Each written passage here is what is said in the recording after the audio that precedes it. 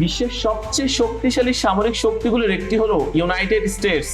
দেশটির প্রতিরক্ষা ব্যবস্থায় রয়েছে উন্নত প্রযুক্তির বহু ধরনের আকাশ প্রতিরক্ষা ও ইন্টারসেপ্টর মিসাইল।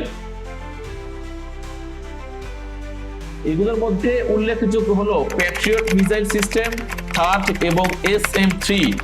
এই মিসাইলগুলো শত্রুপক্ষের ব্যালিস্টিক মিসাইল বা অন্যান্য আকাশপথের হুমকি মাঝপথেই ধ্বংস করার জন্য ব্যবহৃত হয়।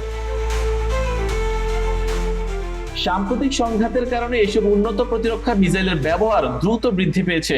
কিছু প্রতিরক্ষা বিশ্লেষক সতর্ক করেছেন যে দীর্ঘমেয়াদী সংঘাত চলতে থাকলে নির্দিষ্ট কিছু ইন্টারসেপ্টর মিসাইলের উপর চাপ তৈরি হতে পারে। তবে যুক্তরাষ্ট্র সরকার জানিয়েছে তাদের মোট মজুদ পর্যাপ্ত রয়েছে এবং প্রয়োজনে দ্রুত উৎপাদন বাড়ানো সম্ভব। এই লক্ষ্যেই যুক্তরাষ্ট্র বর্তমানে তাদের প্রতিরক্ষা উৎপাদন ব্যবস্থাকে বড় আকারে সম্প্রসারণ করেছে।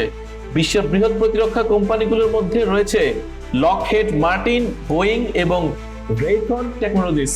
এই প্রতিষ্ঠানগুলো উন্নত মিসাইল, বিমান প্রতিরক্ষা ব্যবস্থা, ড্রোন এবং অন্যান্য আধুনিক অস্ত্র উৎপাদনে গুরুত্বপূর্ণ ভূমিকা পালন করে। একই সঙ্গে যুক্তরাষ্ট্র এখন নতুন প্রযুক্তির উপরও জোর দিচ্ছে।